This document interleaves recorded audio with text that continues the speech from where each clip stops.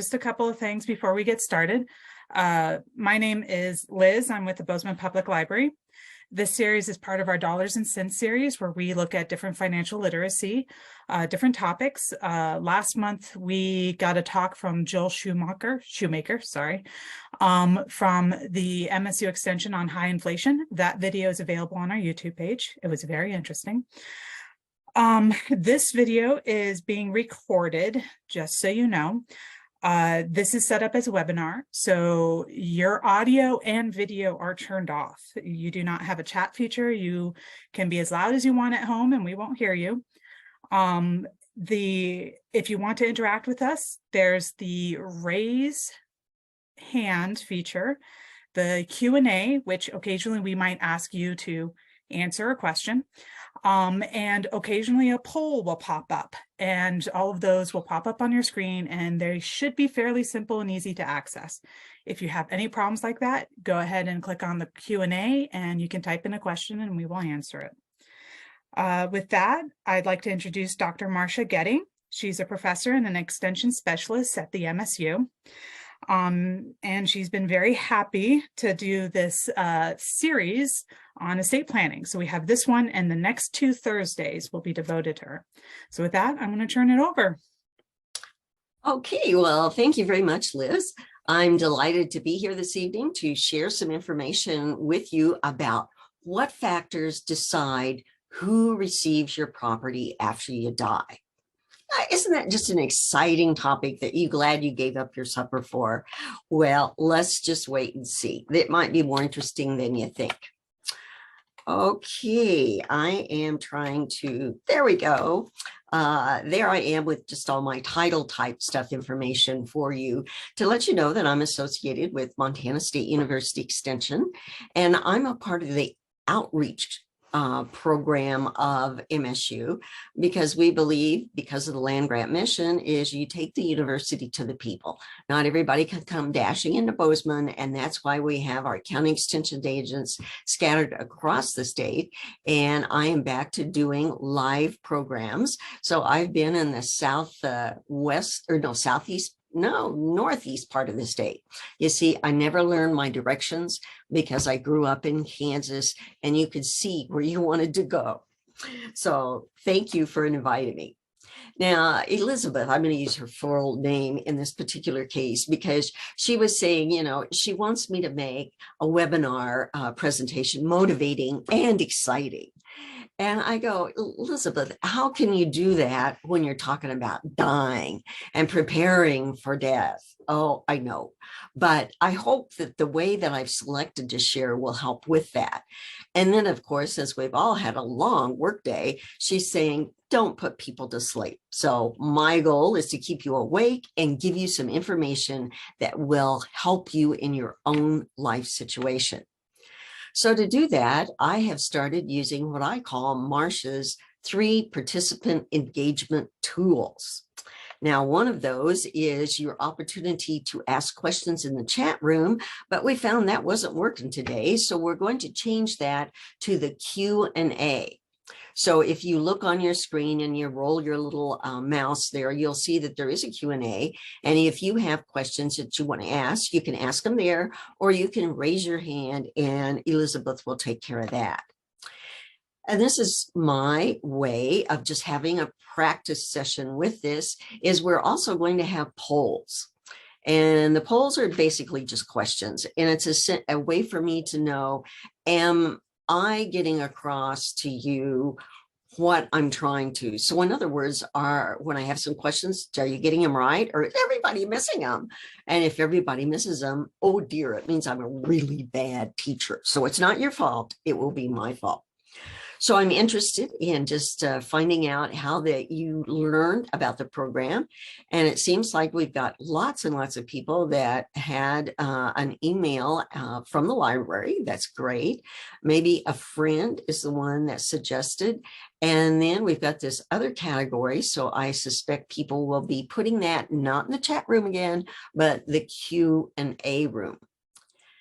So as we have 9 people, we're going to end the poll and just share the results. I think you should be able to see those on your screen, but it appears most of you learned about this from the library. Okay, so let's take a look at what else I'm going to do. I love wildflowers, and that's how I spend a lot of time in this summer. My husband and I just love to go out and take photographs of wildflowers.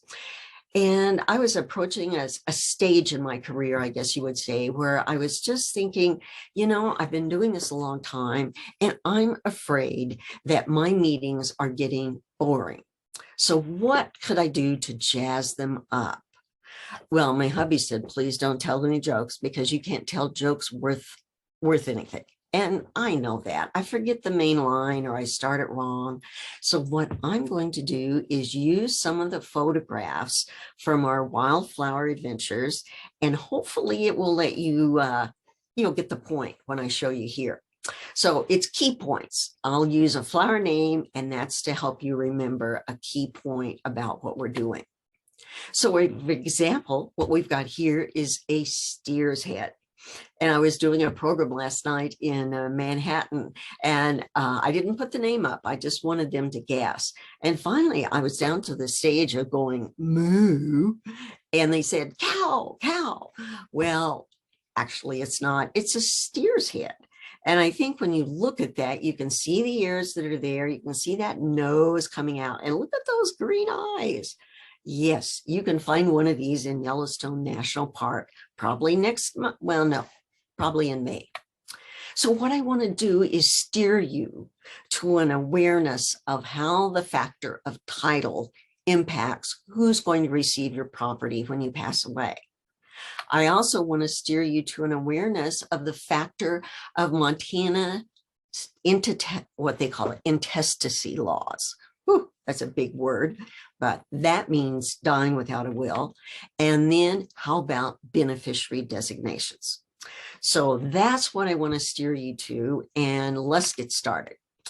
Now, when we're talking about title, we've got two kinds of property.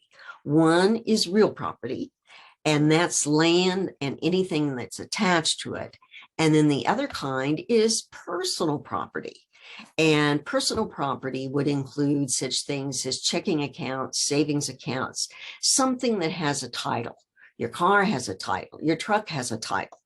So those are the things we're talking about when we say title.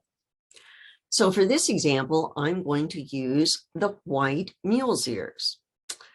And have you ever said this or heard this phrase, mom or dad is stubborn as a mule? I bet I said that a couple of times about my dad.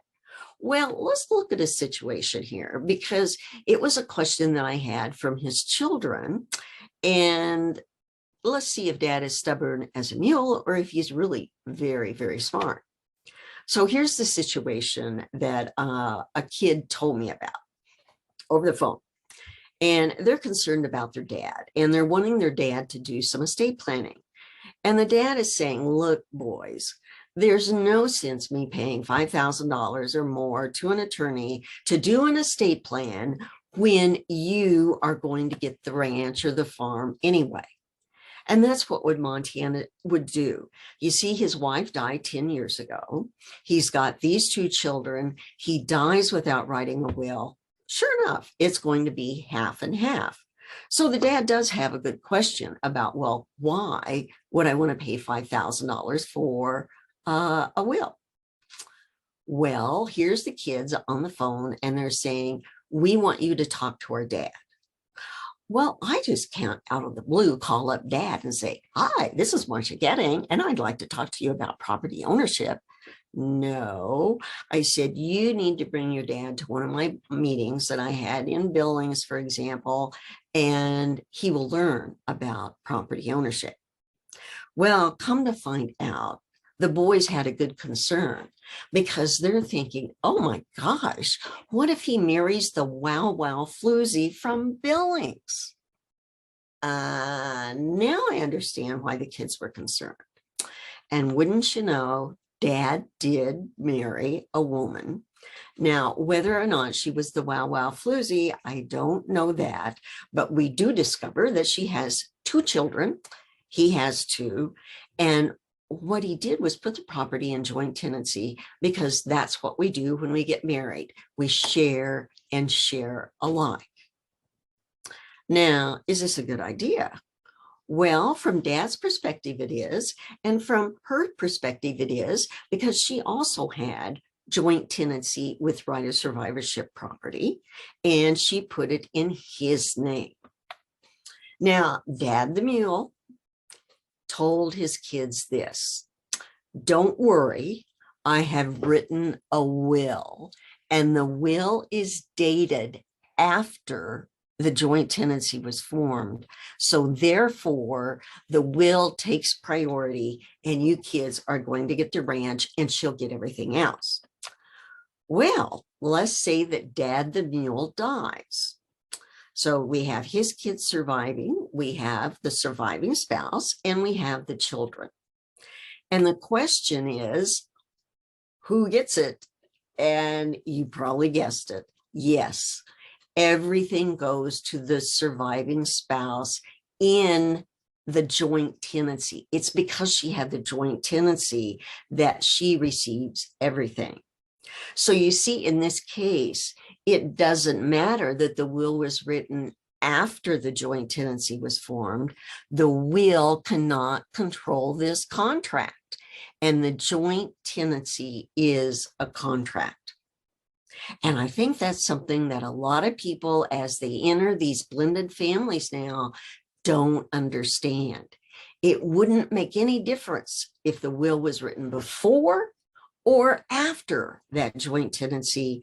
The will is not going to control that. Now, I was doing this program in Eastern Montana one time, and I saw a guy in the audience, and literally he just went white on me. And at coffee break time, he came up to the coffee pot and he said, "Who told you about my situation?" Well, I didn't know. I was just using that example because it had happened to someone else, and it was him exactly. So can you imagine him going home that night and saying, "Hi, honey, we have a problem here," because he didn't realize the problem before. You see, neither one of them thought it was important to go to an attorney and see about having a premarital agreement and get suggestions on how they should title their property. No, we don't want to waste any money on that. Well, look what happened here. And the news gets worse. Let's say she dies. Okay, property went from him to her. She passes away. Now who gets the property? Her children. So this man has disinherited his kids by the way that he decided to title property with his new wife. So don't let that happen in your situation. Get some good advice there.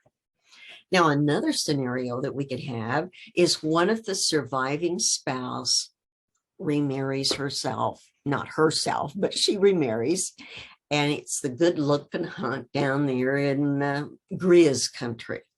Oh my goodness.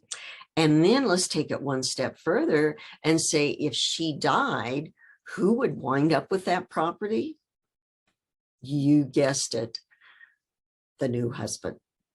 So here is a situation by titling property, and it shows how important titling property is on who's going to receive it, and also on the fact that even if you write a will, it's not going to do any good with this joint tenancy property, because we have it going from him to her and from her to him. So that's something very serious to think about if you're in a blended family situation or going to be one soon. So joint tenancy with right of survivorship may not be the best way to title property if you want to make sure that you're providing for your children from a prior marriage.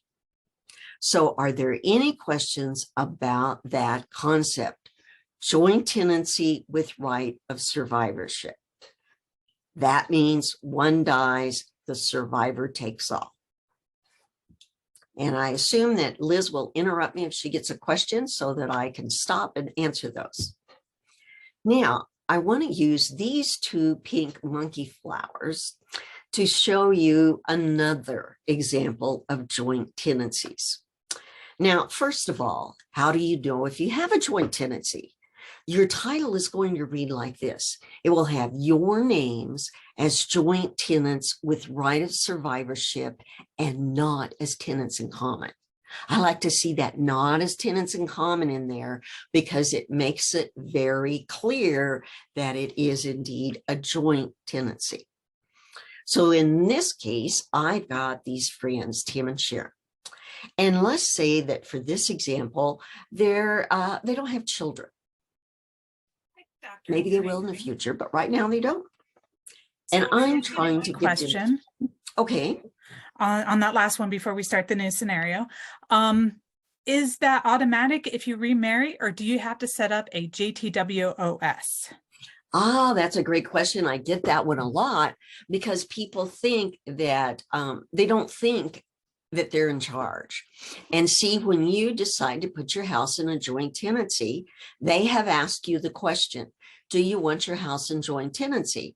And most of us say, sure, why not? Well, most of us don't even know that there's a tenancy in common out there. And tenancy in common means we own an undivided interest in all the property.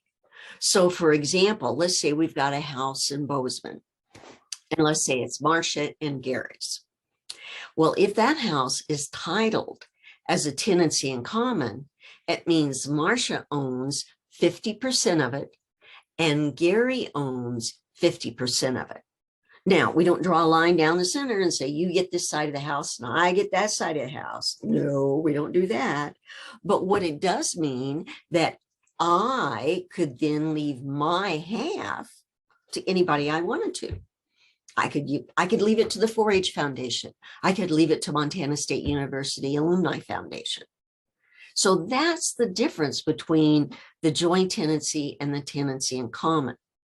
And we've got another dangerous situation here with Tim and Sharon. I'm trying to convince them they need a will. And they're doing pushback. They're saying, Marsha, we don't have kids. So why do we need a will? I die, she gets it.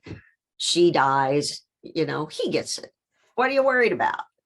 I said, well, what I'm worried about is if you have a common accident, you both die as a result of a car crash out here on the interstate. Tim dies first. Sharon dies 3 days later. So since they don't have kids, what we've got is Tim's side of the house relatives, and we have Sharon's side. And in this case, both of them have living parents. So that's the question I'm going to ask you. You're the Montana Legislature. You've decided that if we have this property in joint tenancy, how are we going to treat it? Who's going to receive it? Is it going to be Tim's parents to receive everything?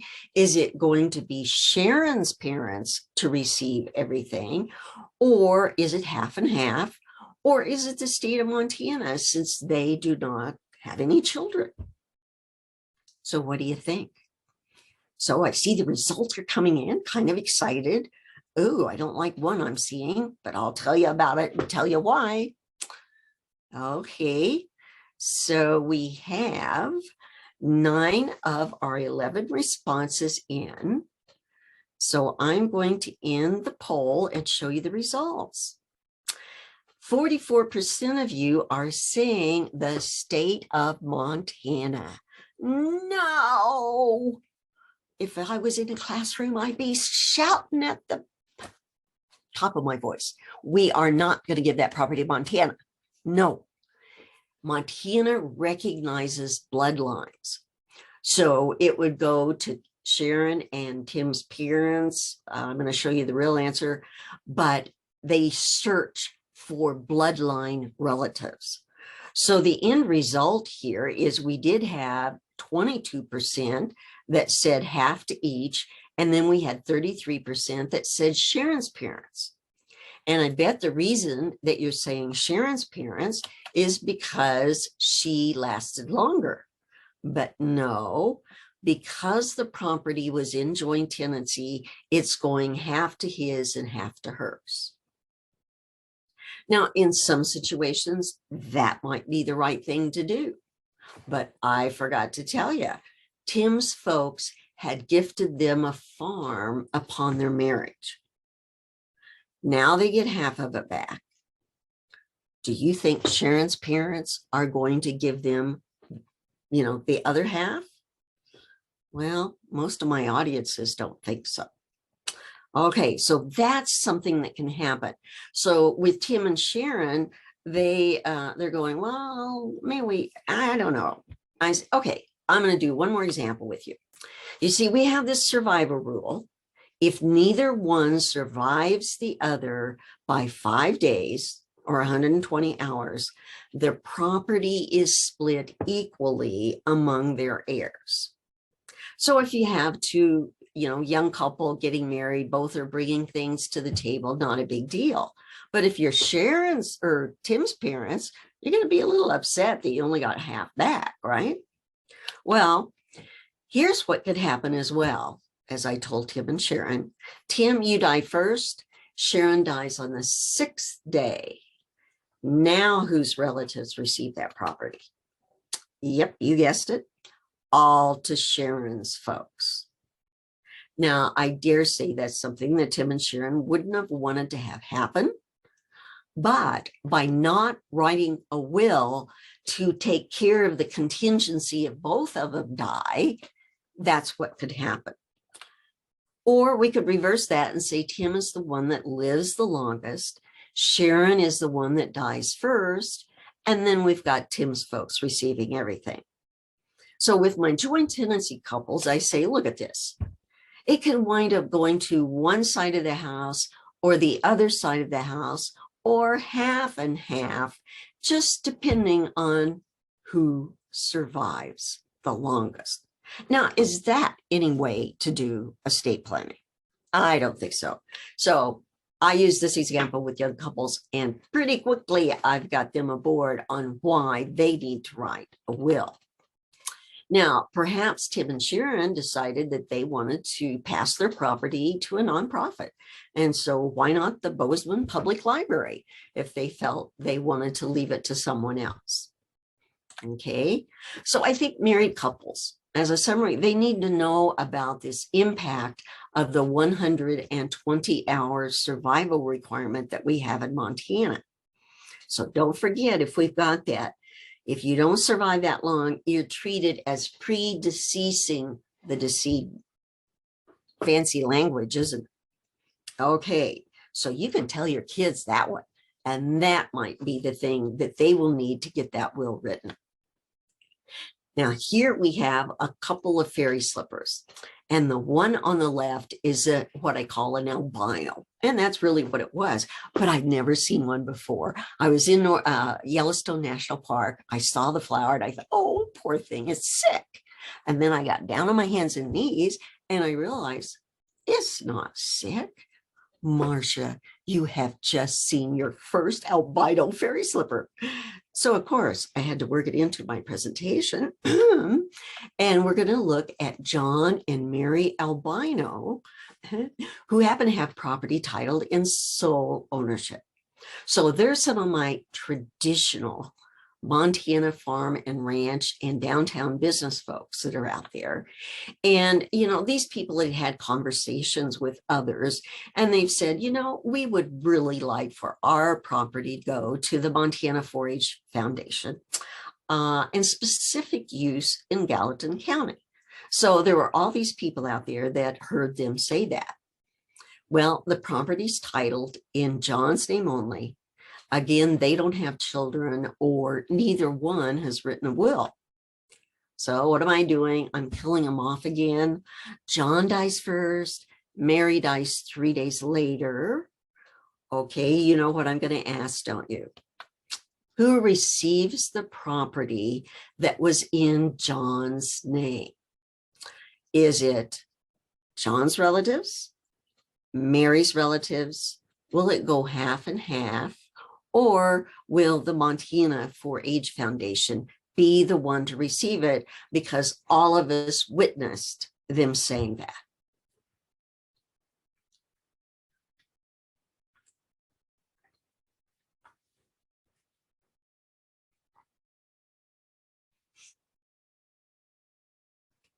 Okay, we've got 9 of our 11.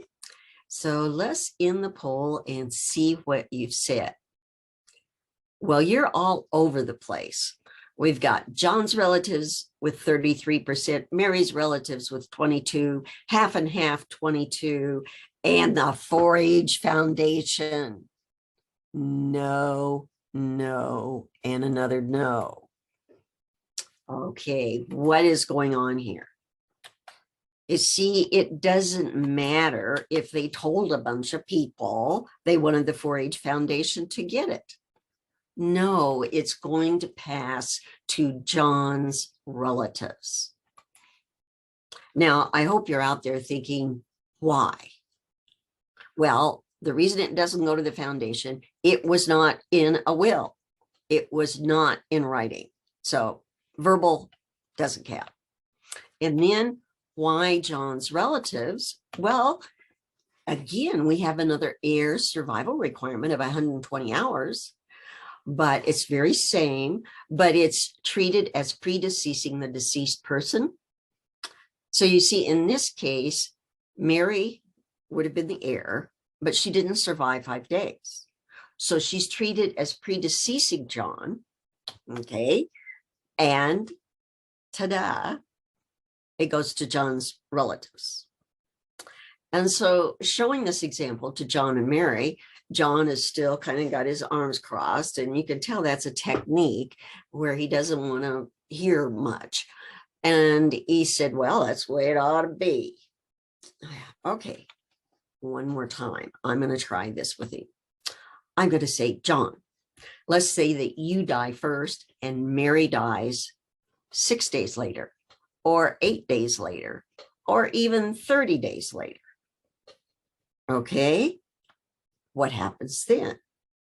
Well, in that case, Mary's relatives are going to receive the property because Mary met that 120-hour survival requirement, and it goes to Mary's relatives. And I thought, put that in your pipe and smoke it, John. And lo and behold, we want to write a will.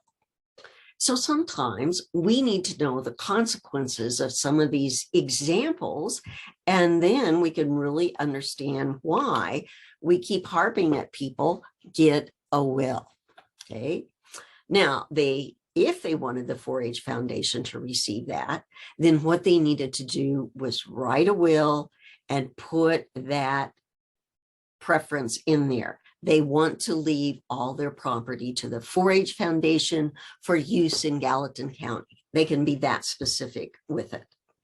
So avoid problems, get that will written.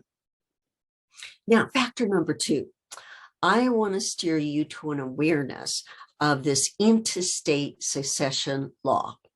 Let's call it dying without a will so I can pronounce it, okay?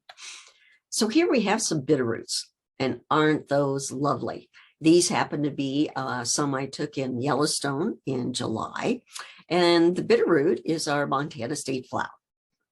But what it makes me think about is the bitterness that can result from lack of planning in families. You don't plan, you're leaving it up to the Montana Legislature to come up with the rules on who is going to receive your property. Yeah, you're just taking the control and giving it away and letting somebody else do that for you. So let's take a look at the Bitterroot family. What I've got is mom and dad. They had children, and then their children had children. And so what we've got is a happy family at this point in life. They're excited. They're doing things together. They're really growing close, and it's great to see. But then things start happening. First of all, anytime you see a black box, it means that person is deceased. Well, we had a brother or a son here in this case. He died as a result of an airplane crash in Western Montana. Then the daughter died as a result of a car accident in eastern Montana. Then the dad had COPD, heart trouble. So right here at his death, we have mom receiving everything. He didn't write a will. She died without writing a will. So the question becomes, how's it going to be divided? But I'm specifically asking you about this one grandchild. Okay. What fraction, if any, will that grandchild receive? And I'll give you some choices here. Will it be nothing, 1/6, 1/8, or 1/9? Okay, you tell me with your clicker. I'm sorry, not a clicker, your poll question. I guess your mouse can be a clicker, can it?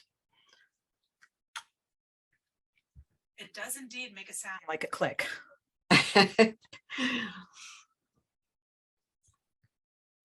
Okay, we've got 6 of you folks in. Let's have a couple of more.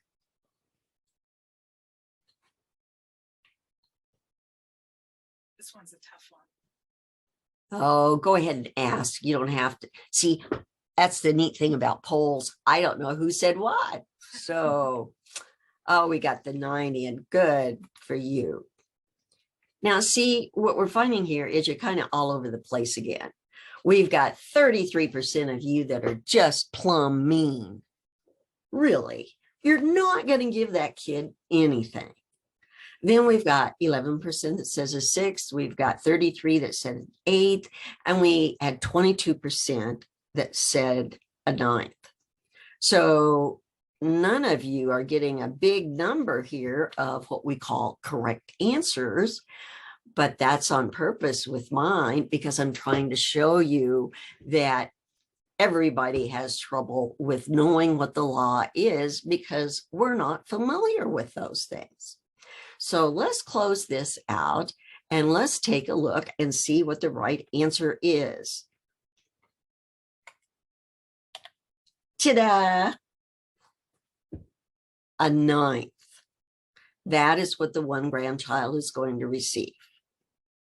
Now, last night in showing this example in Manhattan, I had a lot of people doing this kind of thing like, okay, why? That's what you want to know. Why are these kids getting a 9th? We got the pink kids with 0. We got a turquoise kid with a 3rd. Okay, there's a magic word or a magic phrase, and it's called right of representation. Now, when my attorney wrote the will and he said, he was doing his talking about it, it went in one ear, out the other ear. I didn't know what he said. I said, draw me an example. And that's why I use a lot of drawings in my examples, because I'm a visual learner and about 85% of us are. So that's good. And why do we have these kids here with a 9th? Here is the answer. This right of representation works like this. How many kids did mom and dad have? Well, they had 3, right? Had two sons and a daughter. Now, we have a 3, so we know it'd be a third, and a third. Well, with the turquoise kid, that 3rd, you'll notice, goes down to the grandchild. It does not go to the mother or the wife, the son's wife. No. Montana recognizes bloodlines, or even if that child had been adopted, then adopted children are treated the same as, quotes, natural children.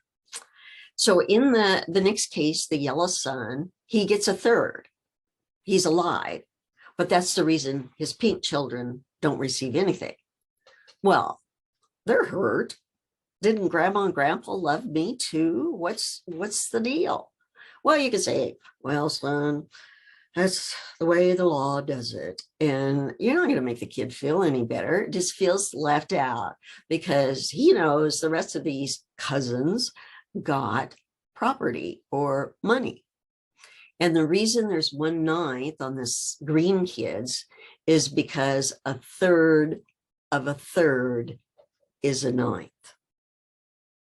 So that's right of representation. And if you're sitting there thinking, oh, well, you know, I don't really have to listen to this part because I have my will, what I'd advise you to do is pull the will out and take a look. Does it say that your property is going to be divided by right of representation to your heirs? And if it does say that, you've got the same thing. Now, you may agree with this. I'm not saying it's wrong.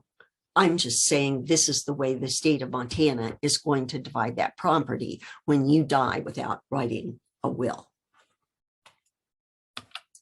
Now, we've got a situation. Our turquoise child is under the age of 18.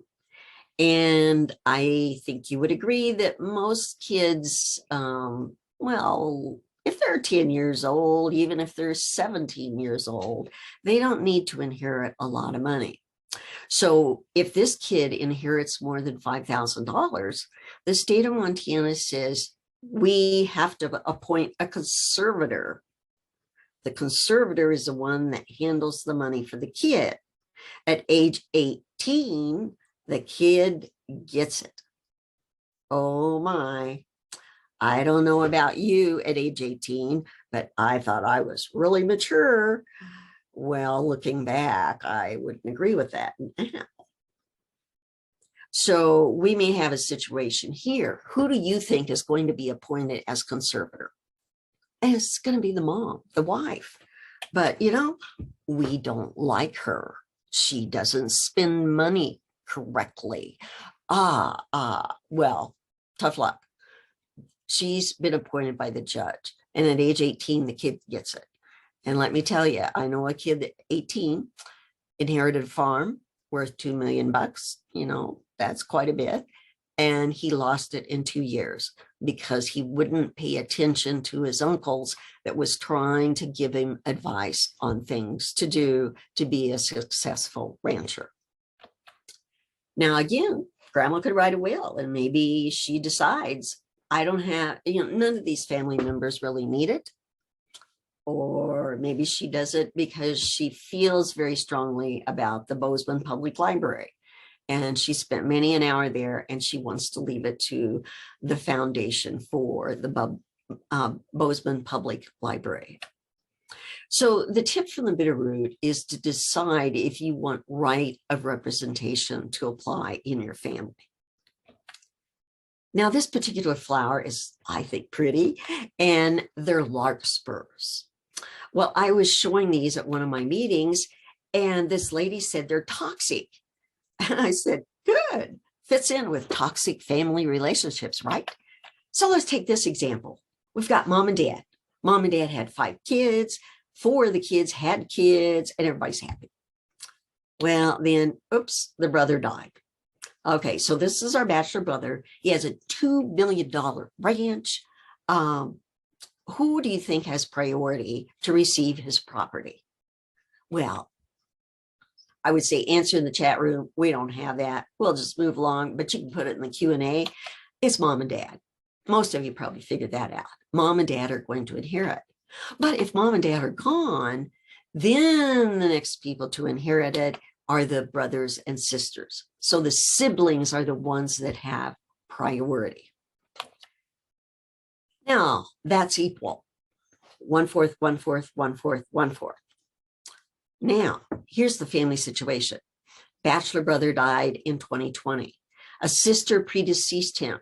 Another sister predeceased him. And then we've got a brother with a red lightning bolt. Well, you know what that means. I'm asking you, what fraction, if any, will that brother receive of bachelor brother's $2 million ranch? Here are your choices.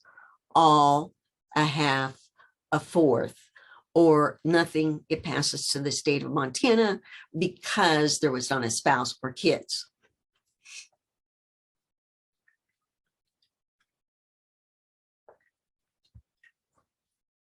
While we're waiting for the poll results, we did get a question come in. Okay, great.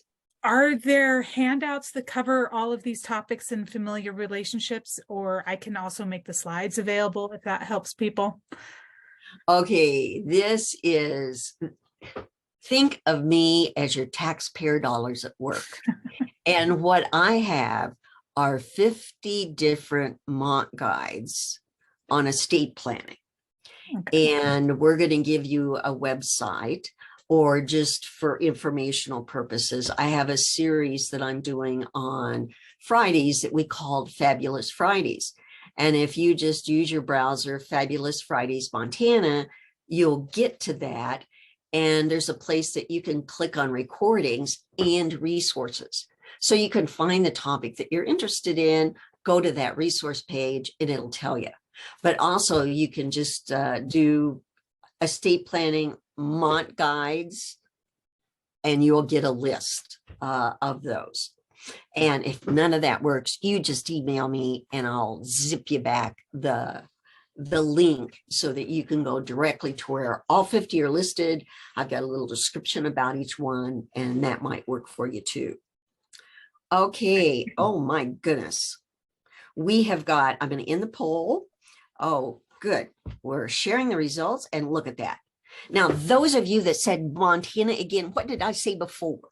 I said, we are not going to give the property to the state of Montana. No.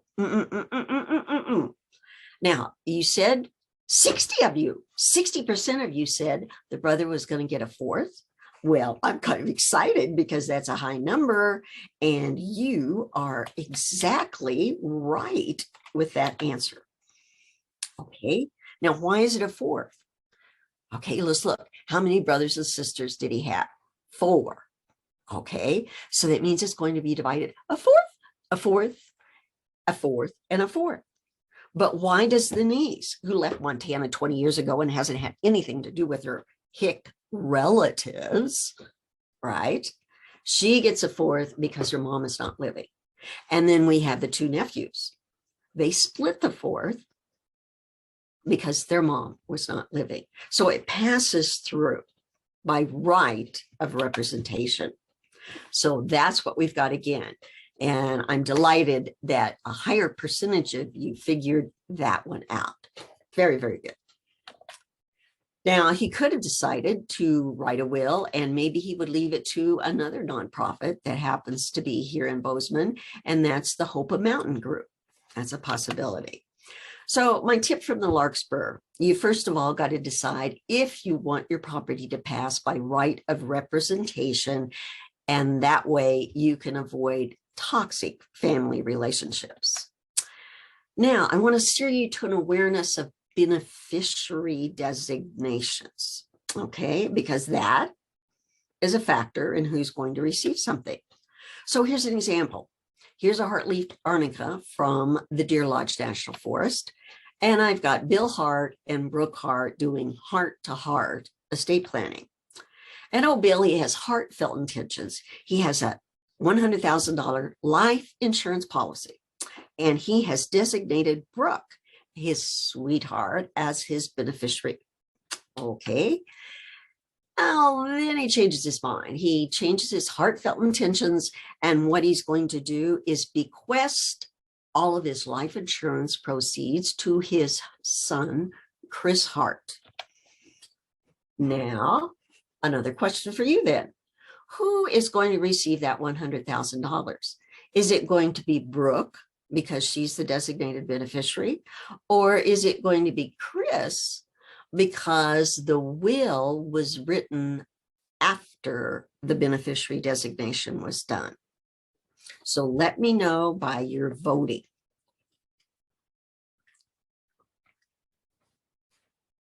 Okay, we've got 7 out of our 11 people. That's great. Oh, and we got 9 out of 9. And oh, pardon me. I am just excited because look at this. Oh, I'm going to end the poll, and ta-da, you got it. This was my question to find out how good a teacher I am, because I wanted to see 100%, and you guys did it. I'm proud of you. Very good. Last night I didn't do so well because we only had about 80% say the same thing.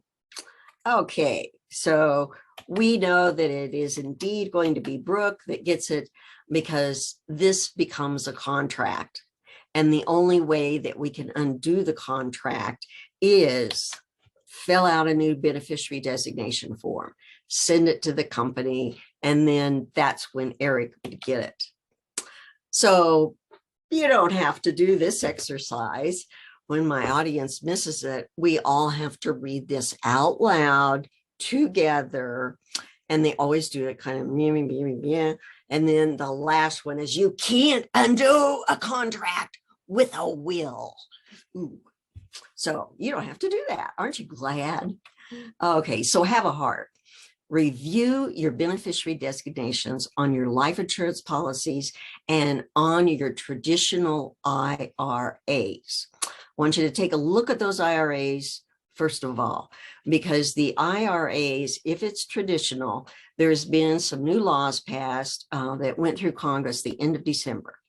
And the end result is, if you are designating your children for a traditional, you might want to rethink that if you're going to give to a nonprofit as well. Give the IRA to the nonprofit because they don't have to declare it as income. When you leave it to your children and they pull out 10,000 or 50,000, it's an income to them, and a lot of it goes away of your legacy. So that's something to be thinking about and planning.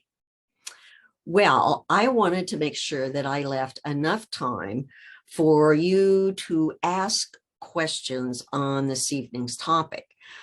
So I've got some of that time, but maybe we should look at our lady slipper here. And the lady slipper is looking at me saying, Marsha, time has slipped away.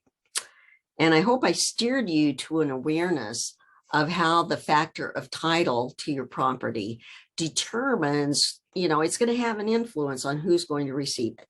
Okay. Joint tenancy with right of survivorship, for example. And I hope I steered you to Montana's survival requirement as a part of our intestate succession law.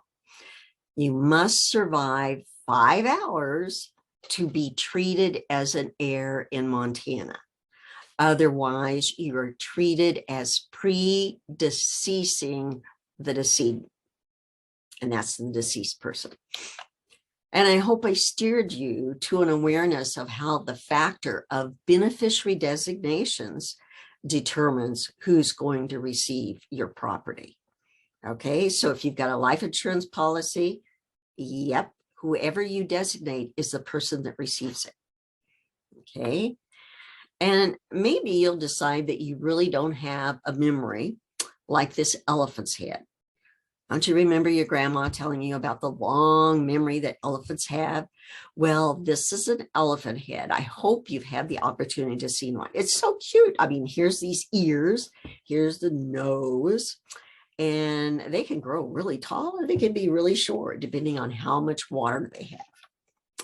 So this is the area, if you're a fastie, you can write this down because this is the website that I was talking about that I have.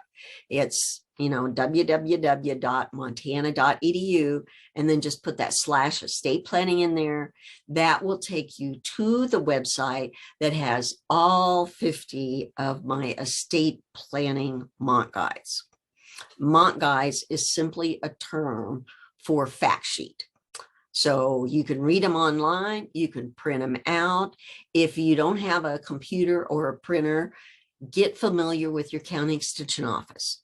Here in Gallatin County, it's out there at the fairgrounds, and they would be glad to print these off for you, okay?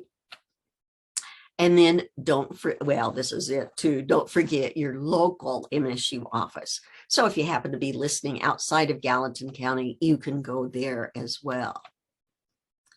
Now, next week, I am really excited about this topic because I get lots and lots of questions. People want to avoid probate. And avoiding probate is fine. It's evading that would be illegal. That's like if you're evading taxes, they're going to come and get you. But with probate, our legislature has been really kind in providing us with some tools that we can use that are available at our financial institutions, whether they be our banks and credit unions, or our stocks, bonds, and mutual funds. They have forms that we can fill out, and I'll tell you about those next week. So I hope you'll join me next week, and we will share some more information. And I've got to check with you, Liz. Are there any questions out there that I need to be answering? Yes, we actually have a couple. Okay, great. So our first one is, if somebody needs to update their will, is there software that they can use, or is it better just to go to a lawyer? You know, I wish, like you, that I could just go on the web. And there is a place, okay? And I'll need to tell you about that, where the legal developer for the state of Montana has put some will forms out there for a single person and then for a married couple. And so we're pretty confident those are very good for doing. I'm not as fond of some of the wills that I see, 1995. And at one point I ordered one because a lady said, I just want to know what this is like. And, you know, it was 5 pieces of paper with fill in the blank. Well, even if you fill in the blanks, there were terms in there like right of representation. And I take that around and I show people, do you know what this means? You know, we don't want to be signing a will that we don't know what the words in there mean. And also the legal developer's office also will help you if you're age 65 and older, if you are a Native American over age 18,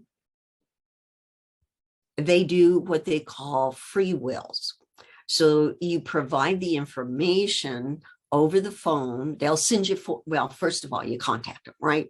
Okay, and I'll bring that telephone number with me next week. Liz, would you write that down for me as a trigger? Remind me about the legal developer wills. And you can even go to a workshop where you filled out the stuff, you go there and they will work on the will for you. They have attorneys present and they will help you get that will done. So it's a really great service that we have in Montana to have this Montana Legal Developer Program. And at their website, they also have the locations. I found the closest to us is in Columbus, and that particular one is going to be held in April. But if for more details, we'll get some information. By the way, Liz, do you have everybody's email? Yes. Okay. I have all of the participants should have given their emails when they started. So great. What I will do then is send to you this information where I'm saying, you know, Columbus and the telephone number for the legal developer and the website where the wills are. I'll do that tomorrow and Liz will send it out to you and we'll get you caught up that way. That'll be good. Okay, another question. All right, so follow up on that one. The website that you just mentioned, could you say that website again for place to get the will forms that you, did I mishear that?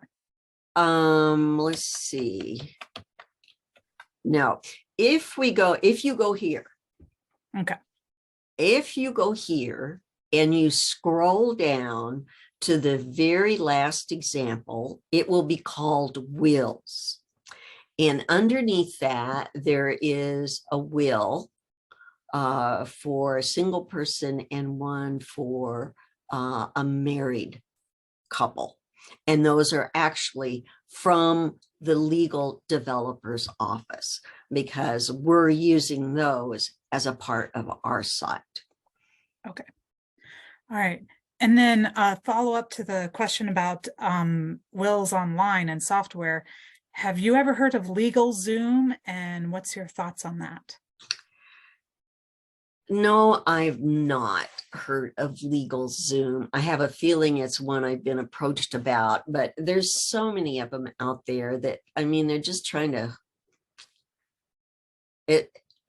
I would rather suggest a Montana attorney because you can visit with them about your specific concerns.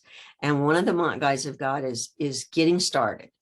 And in that publication, I tell you, these are the things your attorney's going to want to know. And I make a list of those. I also say, here's some objectives. And objectives are things you're wanting to accomplish with your will. Well, okay, there's a lot of this discussion that can go on between you and your spouse, for example, before you ever get to the attorney's office. You don't want to be sitting there thinking, okay, he's charging me $200, $300 an hour. And you and your husband are arguing over who's going to be the conservator and the guardian for the kids. Get that done ahead of time. Okay. Makes sense.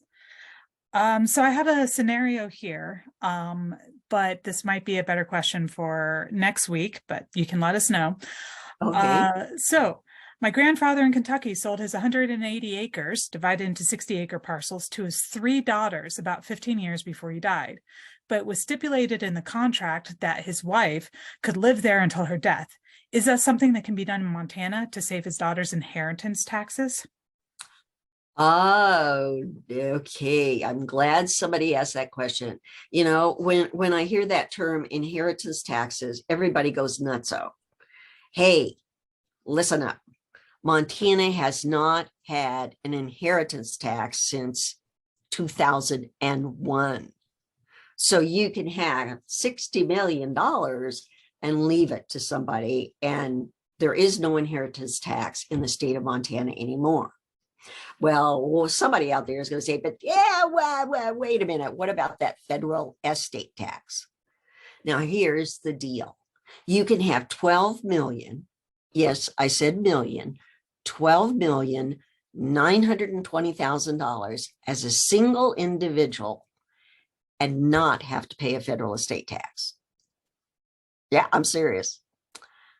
They've been pushing that exemption up every year, and now it's based on what's happening with inflation. So it's really jumping up there quick. And that 12.92, multiply that by 2 if you're a married couple. You can have 25,000, I think, 400, I'm sorry, 25,400,000 and some $1,000. So the federal estate tax is not the problem that it used to be. We don't have to worry about it. Most of us, sure, there's going to be some people in Montana that have that much, and bless them. But most of us are what you call your ordinary people, and we don't even need to give second thought to that estate tax. As a matter of fact, in Montana last year, there were only 0.02% that ended up paying the federal estate tax. Now, the example the gentleman is giving is, we call it a life estate. I'm going to leave my farm, my house to my spouse, and she becomes the life tenant. And then upon her death, it goes to the remainderman, the children. And that's what people did, sort of what I would call in the old days. You know, back in my grandma and grandpa's days, boy, there were people all around that had life estates. Well, hey, there's a lot of uncertainty with something like that from this perspective. Who pays the property tax? Who pays if the roof blows off? Who does this? Who does that? And that's why attorneys now are recommending such things as a trust. Because with the trust, you can get down to the specifics. The life tenant is going to do X, Y, and Z. And these kids are going to do the rest. Whatever it is that you decide, it's on paper. And it just makes it easier for everyone concerned, so that you don't even have mom arguing with the kids of saying, but I can't afford it. You know, things like that. So yeah, we're going to get into some exciting things next week. So bring those questions with you, and I think it'll be a lot of fun. Anything else there, Liz? I have no other questions. You can type some in. If you're having trouble with typing them in, you can raise your hand. So I know you're working on them. Otherwise, I'm not seeing any kind of responses. I'm going to put some of this information available online. You all can also contact me if you're having problems accessing things or if you don't hear from us. And my email is edevries, EDEVRIES @bozeman.net. I'll make sure that's up in the calendar page where you all found this link to access the webinar. I'm kind of stalling just to make sure there's no other questions. Okay. And I don't see any other questions. I don't see anybody's hand raised. So I guess we can call it a night. And thank you so much for coming. And I look forward to next week. This has been a very interesting conversation. So. Okay, I will too. So see you next week, everybody. Bye-bye. Bye.